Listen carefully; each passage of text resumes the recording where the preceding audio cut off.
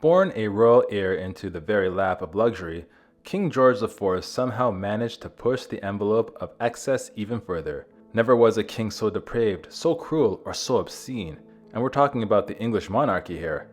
His reign was a carnival of extravagance, scandal, and excess, from his lavish spending to his scandalous affairs. But behind the glittering facade lay dark family secrets and personal tragedies, culminating in a mega embarrassing end that will make you want to pour a jumbo glass out for this one.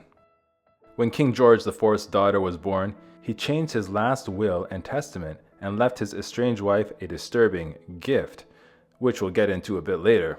Born on August 12, 1762, George was the eldest child of King George III and his queen, Charlotte of Mecklenburg-Strelitz. Quite obviously, little George's childhood was a charmed one, full of royal appointments and plush dinners. Yet behind the gilded veneer of all this opulence, the royal family had a dark, rotten core. George's father, King George III, is now infamous as the Mad King. Throughout much of his life, the old king suffered from bouts of insanity. It got so bad that George even had to take over as Prince Regent, producing what we now call the Regency period. It was a hefty responsibility, which might explain why he screwed it up so spectacularly. At the end of the roller coaster ride that was his reign, George IV's own senior aide wrote about the king in his private diary, saying, "A more contemptible, cowardly, selfish, unfeeling dog does not exist. There have been good and wise kings, but not many of them, and this I believe to be one of the worst." What I'm saying is, buckle up, guys. From a young age, it was clear that Prince George was an absolute scoundrel. His bevy of mistresses could probably have filled several royal bedrooms, and he loved nothing more than to drink and carouse all through the night alongside these beauties. As one commentator put it, George always preferred a girl and a bottle to politics and a sermon. Yet no one could have predicted just how bad it would get. Another of George's greatest loves was gambling, but it didn't love him back. In fact, it almost brought him to ruin. Even with his mind-blowing royal endowments, George still somehow managed to get into enormous debt from his extravagant betting on cards, ponies, and basically anything you could put a price on. Eventually, the consequences caught up with him. As any college freshman can tell you, pounding back the brandies might be good for your social life, but it's super bad for your belt buckle. George was always a bit of a pudgy boy, and his exorbitant tastes quickly ballooned him into epic proportions. Soon enough, his gourmet womanizing earned him an impressive and hilarious title, the Fat Adonis. Incidentally, this is also my nom de guerre. George's father was going out of his wits to keep his son in line, and he came up with a disturbing solution. Before he would forgive any of Prince George's debts, the king insisted that he marry his cousin, Princess Caroline of Brunswick. If that sounds like a risky and horrible plan, it really was. Caroline was in her mid-20s, an unusually over-the-hill age for a woman to marry at that time. Some blamed it on her strict parents, who refused to let her attend balls or, God forbid, dance at any of those galas, and even bizarrely banned her standing near windows. But according to others, there was even a darker reason for Caroline's delayed development. A persistent and infamous rumor claimed Princess Caroline of Brunswick was an oldish maid because she was actually a super freak. Well, for the time. People whispered that when Caroline was in her teens, she got herself pregnant by a peasant. In order to keep the baby a secret, Caroline's parents turned down a series of proposals before finally foisting her off. Well, maybe George heard that rumor too. Prince George and Caroline of Brunswick had never laid eyes on each other before they agreed to wed. This ended horrifically. Reportedly, when Prince George finally came face to face with his bride-to-be, he had an incredibly snide response. The future monarch simply asked for a bigger glass of drink to soothe his disappointment. Ouch. But that wasn't even the worst part. When Caroline first arrived in England, George did the honorable thing and appointed her a lady-in-waiting, Frances Villiers. Just kidding, it was actually a cruel power move. Villiers was one of George's favorite mistresses, and by making her Caroline's lady of bedchamber, he sent his new wife a loud and clear message about his priorities. It didn't end there either. George was horrible at ruling a country, but he was really good at fashion. He introduced a number of styles to England, many of them ploys to mask his obesity.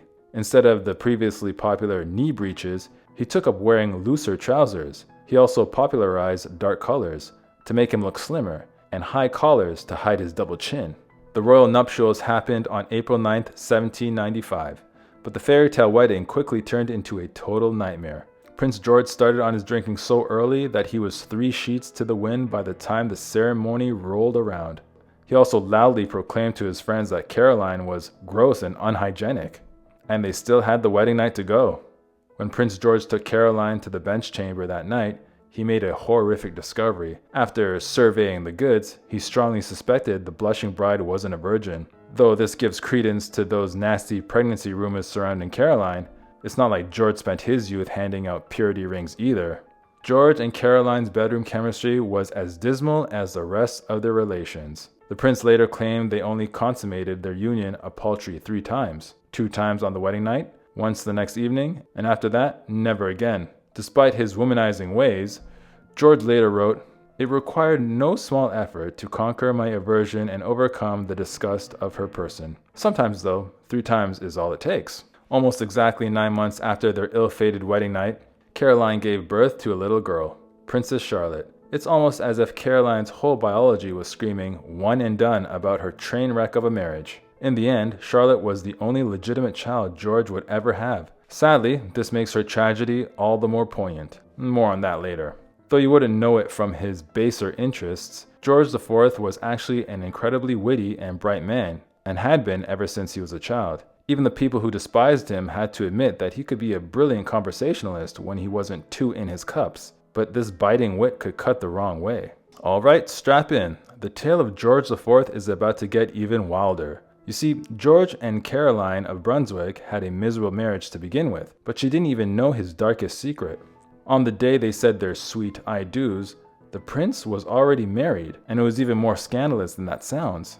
Before Princess Caroline became his royal debt forgiveness plan, George IV was already madly in love with Maria Fitzherbert, a widowed Catholic commoner who was 6 years his senior. George was so smitten he swore he would marry none but her. That might be romantic if it didn't become so twisted. George secretly married Maria on December 15, 1785 in a quiet ceremony at the bride's humble abode. If that sounds a little sketchy, it's because it was. Decades before, Parliament had passed a series of acts that made it impossible for a royal heir to marry a Catholic and required him to get the king's permission to wed anyone at all. In other words, George and Maria were screwed. But that didn't stop them. George IV kept his sham marriage a secret for years, knowing that if the truth got out, it would ruin him with both Parliament and his father. Nonetheless, both he and Maria considered the union legitimate, and she remained a central figure in his life for the rest of his days. As Caroline soon found out, a little too central. When it came to his many mistresses, George IV definitely had a type: grown women. Maria Fitzherbert was a mature woman, but even she had nothing on George's other side piece, Frances Villiers. Frances Villiers was 40 and already a grandmother when George started an affair with her in his early 30s. In fact, most of George's mistresses were witty, sassy women many years older than him. The guy had his faults, but he was no Leo DiCaprio. Prince George couldn't even get a handle on his love life, so it's no wonder his political life was a mess too.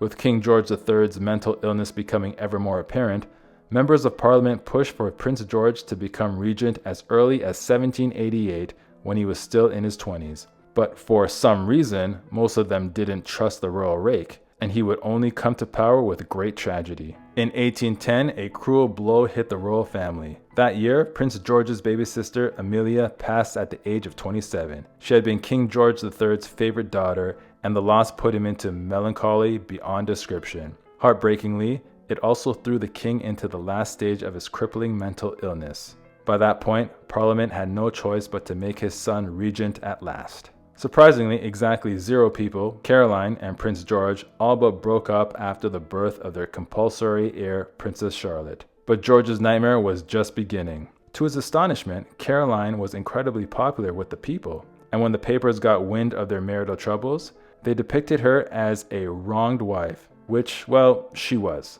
After that, the gloves came off.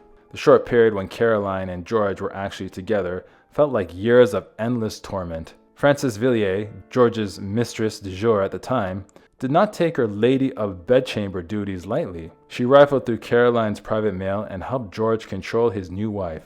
The prince wouldn't even let Caroline go on a trip without his permission, and it was about to get so much worse. By 1797, Caroline was living separately in her own residence far away from George, until scandal struck. Rumors began circulating that the king's wife was entertaining gentlemen callers with her newfound freedom, leading Parliament to conduct the so-called delicate investigation into her bedroom habits. Its results were anything but delicate.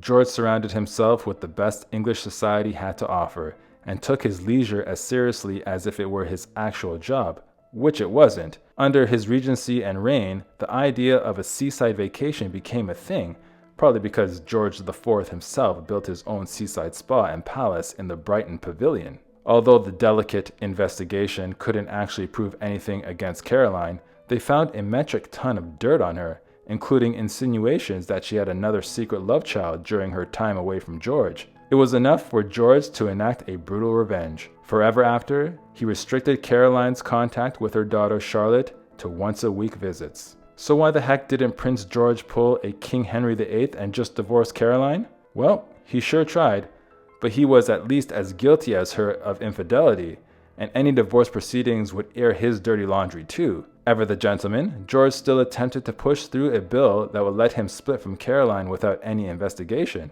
But it fell flat on its face because everyone in Parliament hated him. Prince George was friendly with the smartest sets in the Regency period, including famed dandy Beau Brummel. With a rapier-sharp wit and an even sharper tailor, the fun-loving Brummel helped keep the Prince Regent at the height of both fashion and drunkenness. But their friendship soon came to a bitter end. One day at a ball, the Prince Regent was feeling tetchy and, in a cruel snub, only stared at Brummel without speaking. In response, Brummel took it to the next level. Right in front of George, the dandy turned to one of his companions and sneered, "Who's your fat friend?" That was it for the kind and warm-hearted playmates. In 1820, Mad King George kicked the bucket, meaning that at the ripe old age of 57, Prince George finally took the throne. It was finally his time to shine, so he spared no expense on his lavish coronation. Actually, lavish doesn't cut it. Party George's Big Bash cost 20 times more than his father's coronation, which already came in at a whopping 10,000 British pounds. And you wonder why America got peeved about taxes. Let it not be said that George IV didn't have good taste, even if it was ruinously expensive. For the coronation, he demanded that all his guests come in old-timey Tudor and Stuart period dress, and George even custom-made his own decadent red velvet gown. It was a big hit. It's now been used in every crowning since George V, but his special day also came with some high drama. George IV's pettiness knew no bounds, and he absolutely refused to involve Caroline in the coronation. When she returned to London to assert her right as consort, George dealt her a brutal blow. Caroline arrived right up to the doors of Westminster Abbey, only to have her guards place bayonets under the Queen's chin and slam the doors. And that wasn't all. Just to rub more salt in Caroline's royal wounds, King George IV issued an official decree to have her name removed from the Common Book of Prayer at the coronation ceremony. To George, it must have seemed like his petty revenge against Caroline was complete at long last, only he couldn't have known what was coming. Despite the allegations of infidelity that followed Caroline of Brunswick wherever she went, she claimed she had only committed adultery once in her life, with the husband of Mrs. Fitzherbert the King. Drag him, Caroline. On the day of coronation, a mortified Queen Caroline went home and immediately fell ill. Her condition slowly worsened. Then, 3 weeks later, she was dead at the age of 53. Her doctors thought she suffered from an intestinal obstruction, though modern experts think it might have been cancer. Caroline, however, had a much darker theory. According to sources near her for her final days, Caroline often raved that she had been poisoned. This rumor reached the general populace as well, with many reading between the lines and assuming George had a hand in his wife's demise. There isn't any evidence for this, but you know, the spirit of it is true. By the time he became king in 1820, George was hiding his most disturbing behavior yet.